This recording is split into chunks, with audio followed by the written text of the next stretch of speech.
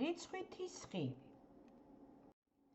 დავხაზოთ OX სხივი და მისი O სათავისთვის შევარჩიოთ რაიმე მონაკვეთი, რომლის სიგრძეს ერთეულად მივიღებთ. ასეთ მონაკვეთს ერთეული მონაკვეთი ეწოდება. სხივის სათავიდან გადავდოთ OA მონაკვეთი, რომელიც ერთეული მონაკვეთის ტოლია. A წერტილის გასწვრივ დავწეროთ რიცხვი 1. A წერტილი შეესაბამება რიცხვ 1-ს.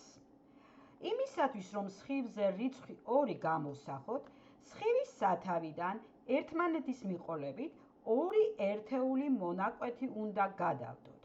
ყოველ ნატურალურ რიცხვს OX სხივის ერთი გარკვეული წერტილი შეესაბამება. მივიღეთ რიცხვითი სხივი. რიცხვითი სხივის სათავის შესაბამის წერტილს კი ათვლის წერტილი ეწოდება. რიცხვითი სხივი ნატურალური რიცხვების შედარების საშუალებას იძლევა.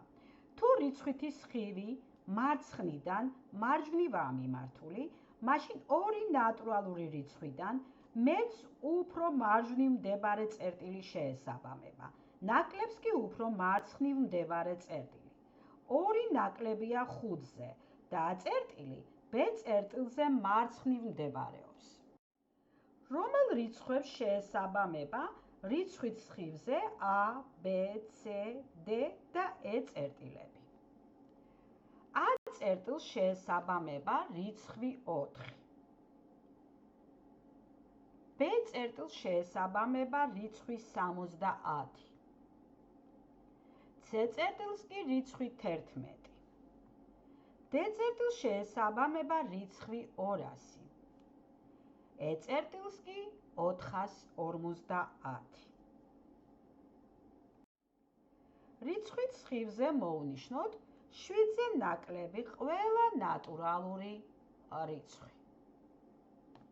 მეორე რიცხვით სხივზე კი მოვნიშნოთ 11-ზე ნაკლები და 3-ზე მეტი ყველა ნატურალური რიცხვი. ესაა 4, 5, 6, 7, 8, 9 და 10. A და B რიცხვები შევადაროთ 5-ს და ჩავწეროთ უტოლობის ნიშნის გამოყენებით. A ნაკლებია 5-ზე, რადგან A მდებარეობს 5-ის მარცხნივ. B მეტია 5-ზე, რადგან B მდებარეობს 5-ის მარჯვნივ.